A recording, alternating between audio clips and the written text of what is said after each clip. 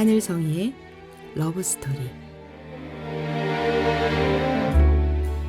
안녕하세요. 말씀과 찬양으로 사랑을 이야기하는 시간, 하늘성이의 러브스토리입니다.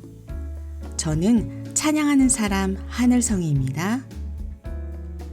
이 묵상은 복음충신교회 조용호 목사님의 매일 성경 묵상 중에서 나누고 싶은 내용을 저의 묵상과 함께 나누고 있습니다.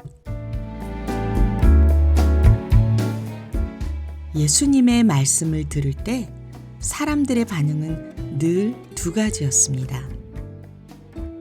어떤 사람은 마음이 열렸고 어떤 사람은 고개를 저었습니다. 오늘 요한복음 말씀에서도 비슷한 장면이 등장합니다. 예수님께서 내 살을 먹고 내 피를 마셔야 한다는 말씀을 하셨을 때 많은 사람들은 이렇게 말합니다. 이 말씀은 어렵다.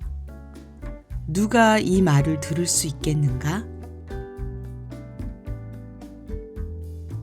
그리고 결국 많은 제자들이 예수님을 떠나게 됩니다.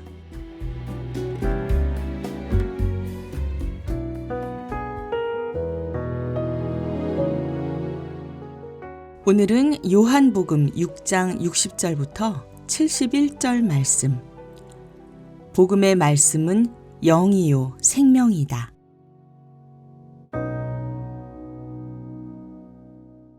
예수의 제자들 가운데서 여럿이 이 말씀을 듣고 말하기를, 이 말씀이 이렇게 어려우니 누가 알아들을 수 있겠는가 하였다.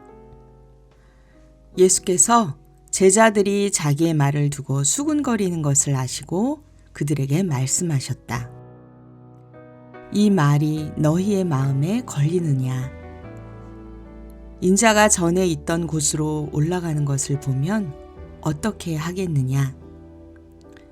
생명을 주는 것은 영이다. 육은 아무데도 소용이 없다. 내가 너희에게 한 이 말은 영이요 생명이다. 그러나 너희 가운데는 믿지 않는 사람들이 있다.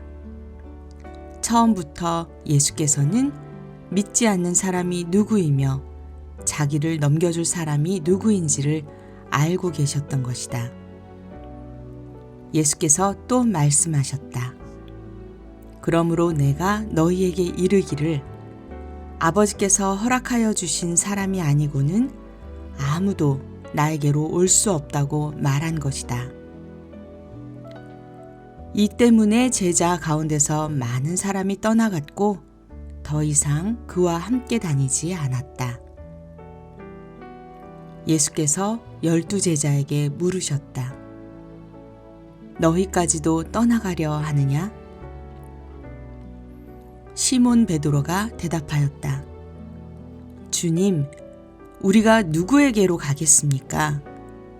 선생님께는 영생의 말씀이 있습니다. 우리는 선생님이 하나님의 거룩한 분이심을 믿고 또 알았습니다.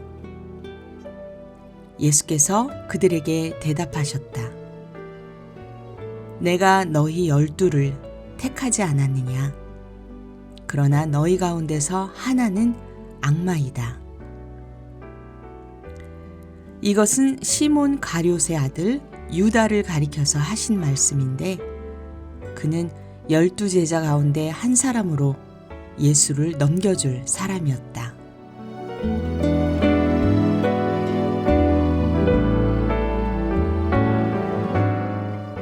사실 예수님의 말씀은 언제나 쉬운 이야기만은 아니었습니다. 사람들이 기대했던 것은 기적이었습니다. 배고프면 떡을 주고 병들면 고쳐주는, 눈에 보여지는 은혜였습니다. 하지만 예수님은 그보다 더 깊은 이야기를 하셨습니다. 생명을 주는 것은 영이다. 그리고 이어서 이렇게 말씀하십니다. 내가 너희에게 이른 말은 영이요 생명이다. 말씀이 영이라는 것. 처음 들으면 조금 낯설게 들리는 표현입니다. 우리는 보통 말씀을 글이나 문장으로 이해하게 되죠. 성경의 문맥을 연구하고 역사적인 배경을 살피고 단어의 의미를 분석합니다. 이 모든 것은 분명히 중요합니다. 하지만 예수님은 그보다 더 깊은 차원을 말씀하고 계십니다. 복음의 말씀은 단순한 문장이 아니라 영이요 생명이라는 것입니다. 글자는 정보를 줄 수 있습니다. 지식도 줄 수 있습니다. 하지만 생명을 주지는 못합니다. 예수님이 말씀하신 복음은 단순한 정보가 아니라 우리의 영혼을 깨우고 우리의 마음을 살리는 생명의 말씀입니다. 그래서 어떤 사람은 그 말씀을 듣고 떠났지만 어떤 사람은 그 말씀을 붙잡았습니다. 예수님은 12제자에게 물으십니다. 너희도 가려느냐? 그때 베드로가 이렇게 대답합니다. 주여, 영생의 말씀이 주께 있사오니 우리가 누구에게로 가오리이까? 놀라운 고백입니다. 베드로는 모든 것을 다 이해한 것은 아니었습니다. 예수님이 누구인지 완전히 깨달은 것도 아니었습니다. 하지만 한 가지는 알고 있었습니다. 영생의 말씀은 예수님께 있다는 사실을요. 그래서 떠나지 않았습니다. 오늘 함께 들을 찬양은 세상의 화려함을 뒤로하고 하나님의 임재가 있는 곳으로 부르시는 음성을 담은 노래, 김도현의 그 광야로입니다.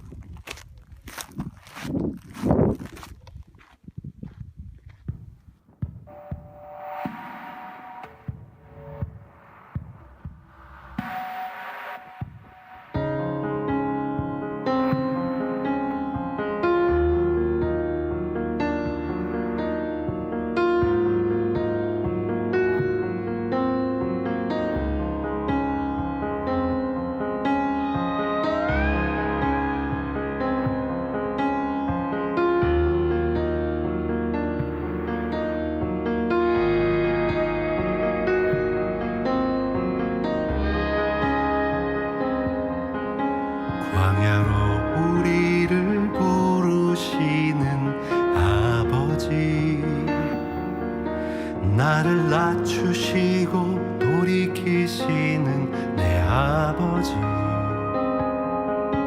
고단한 삶 억눌린 짐 모두 버리고 주의 임재로 부족함 없는 그 광야로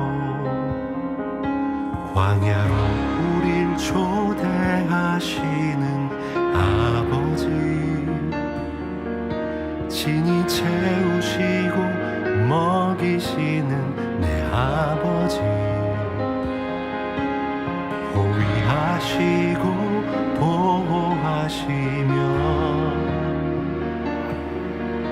눈동자같이 날 지키시는 그 광야로 화려한 세상을 나와 거칠은 광야로 오라 허망한 자아로 가득한 그곳에서 어서 나와 아버지 말씀 있는 곳 아버지 얼굴 있는 곳 온전히 주의 자녀 삼으시는 광야로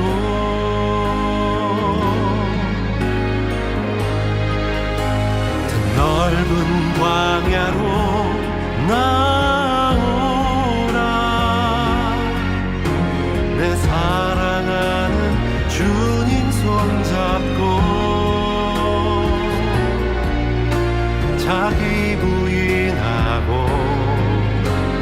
십자가 지고 예수님 걸으셨던 광야로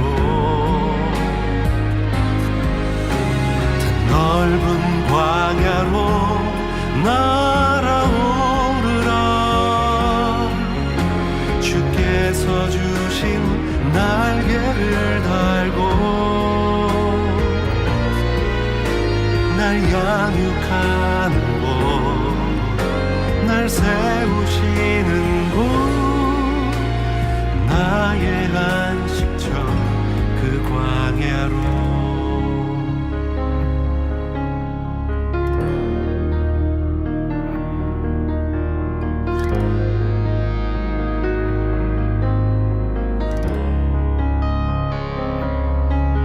비둘기 같은 날개가 있다면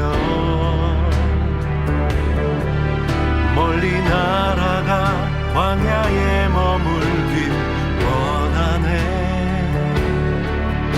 저 검고 거친 세상 광풍 피하여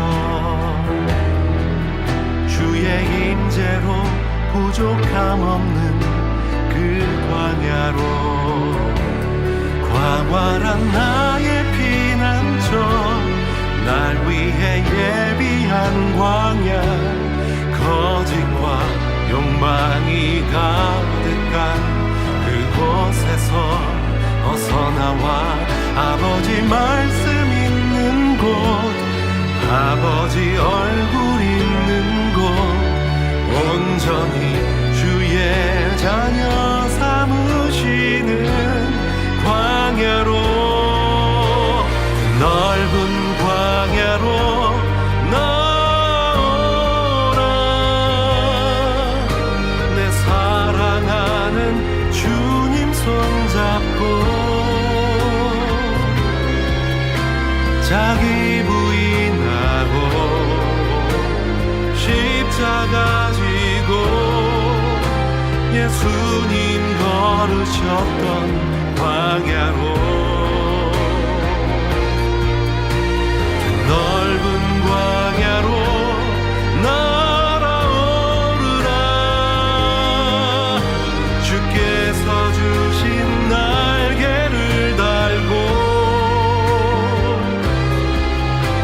날 양육하는 곳 날 세우시는 곳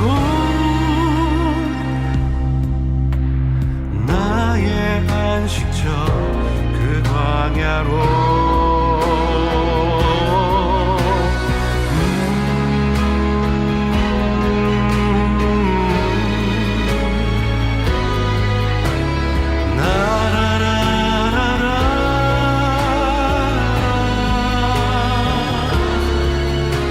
날 양육하는 곳 날 세우시는 곳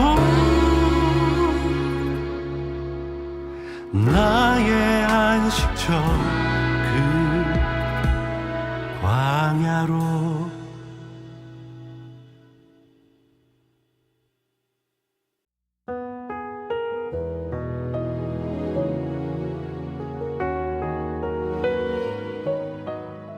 광야로 우리를 부르시는 아버지, 나를 낮추시고 돌이키시는 내 아버지, 주의 임재로 부족함 없는 그 광야로. 광야는 편안한 곳이 아닙니다. 화려하지도 풍요롭지도 않습니다. 그러나 광야에는 한 가지가 있습니다. 바로 하나님의 임재입니다. 이스라엘 백성이 광야에서 배운 것은 바로 그것이었습니다. 사람의 힘이 아니라 하나님의 말씀으로 사는 삶. 예수님도 말씀하셨습니다. 사람이 떡으로만 사는 것이 아니라 하나님의 입에서 나오는 말씀으로 산다라고요. 그 말씀은 바로 영이요 생명이기 때문입니다. 사랑하는 여러분, 우리는 모든 말씀을 다 이해하지 못합니다. 때로는 말씀이 어렵게만 느껴질 때도 있습니다. 하지만 한 가지는 분명합니다. 영생의 말씀이 예수님께 있다는 것. 그래서 오늘도 우리는 그 말씀을 떠나지 않습니다. 영이요 생명인 복음이 우리의 영혼을 살리기 때문입니다. 오늘도 그 생명의 말씀 속에서 평안한 하루를 누리게 되는 저와 여러분이 되기를 기도합니다.